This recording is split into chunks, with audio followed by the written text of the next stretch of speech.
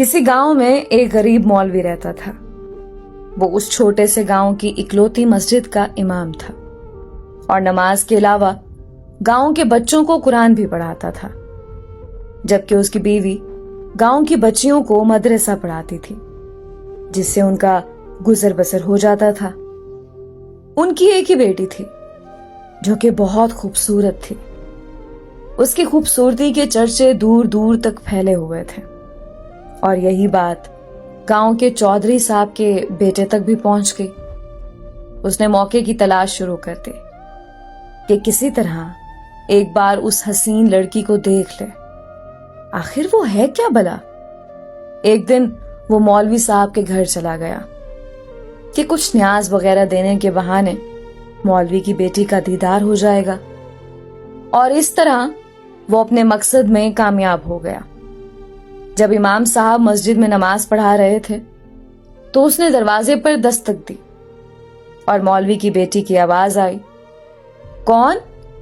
उसने कहा कि उसके पास कुछ सामान है जो चौधरी साहब ने भेजा है, वो ले लें।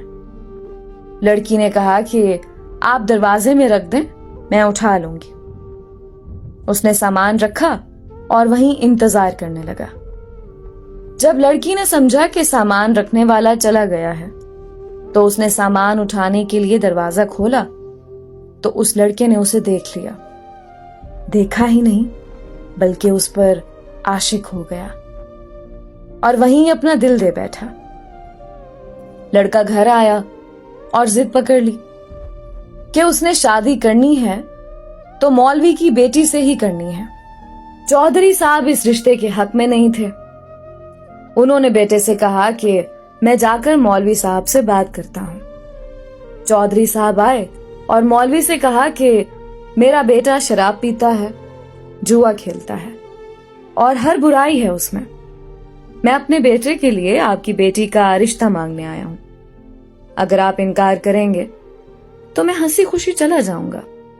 ये ना सोचना कि मेरी नाराजगी आपकी जिंदगी में कोई खलल डालेगी। अब जाहिर सी बात है, मौलवी साहब ने इनकार ही करना था। चौधरी साहब घर गए और बेटे से कहा कि मौलवी ने इनकार कर दिया है और अब दोबारा कभी उसकी गली में नजर ना आना। लेकिन लड़के को बहुत गुस्सा आया। इतनी दौलत, इज्जत और शोहरत के बावजूद मौलवी ने रिश्ता कैसे ठुकरा दिया? मैं जरूर इंतकाम लूंगा। और उसने दिल में इंतकाम की ठान ली। इधर मौलवी साहब की बेटी बीमार हो गई और उसके पेट में दर्द शुरू हो गया। पहले तो वो घरेलू टोटकों से इलाज करते रहे, लेकिन जब बेटी का पेट फूलने लगा तो वो गांव के वाहिद हकीम के पास चले गए। उस वक्त अल्ट्रासाउंड वगैरह और जदीद आलात तो थे नहीं, लिहाजा हकीम साहब ने बच्ची की नब्ज चेक की, पेट दर्द की शिद्दत का जांचते हुए बताया कि आपकी बेटी हामला है। मौलवी के घर में तो जैसे कोहराम मच गया, एक कयामत आन पड़ी। मौलवी ने बेटी को बहुत मारा पीटा कि किसके साथ मुंह काला कर आई है, किसका बच्चा है तेरे पेट में। एक दो बार उसे कत्ल करना भी चाहा, लेकिन मैं बीच में आ गई। उसे यकीन था कि उसकी बेटी बेगुनाह है। वहां उनकी बेटी भी इस इम्तिहान पर अल्लाह से उम्मीद लगाकर बैठ गई कि अब कोई मौजज़ा ही उसे इस नाकर्दा गुनाह से निकाल सकता है। उधर चौधरी के बेटे ने जब 2-3 बार मौलवी को बेटी के हमरा हकीम के पास जाता देखा तो हकीम के पास चला गया।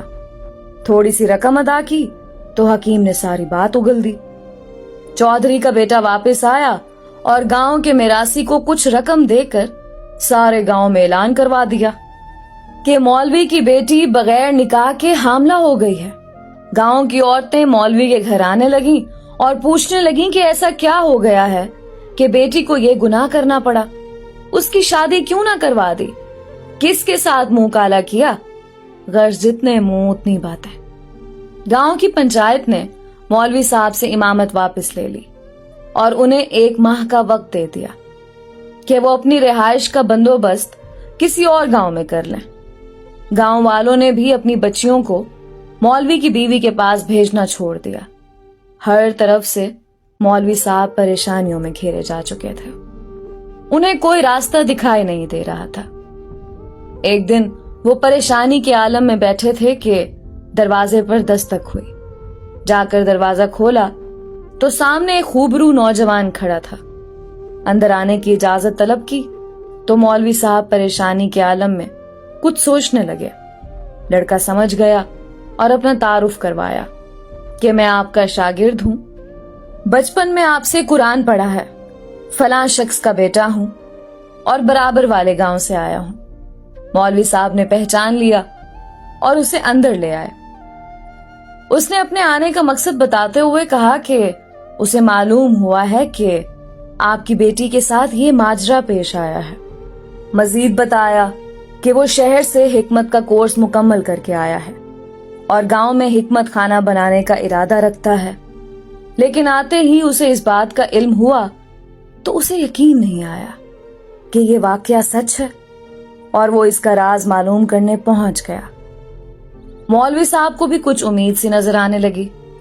उस लड़के ने मौलवी साहब की बेटी की नब्ज देखी, कुछ तफसीलात पूछी और फिर कुछ सोचते हुए मौलवी साहब से एक बकरे और एक कुत्ते का बंदोबस्त करने को कहा।